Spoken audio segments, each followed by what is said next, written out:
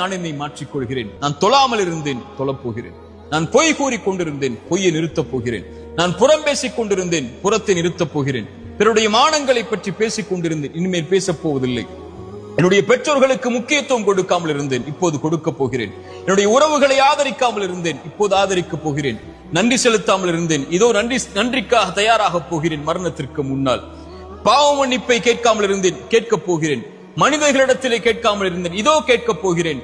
இந்த நிமிடத்தை நான் சரிபடுத்த போகிறேன் என்ற உறுதியோடு இறைவனை நெருங்குங்கள்.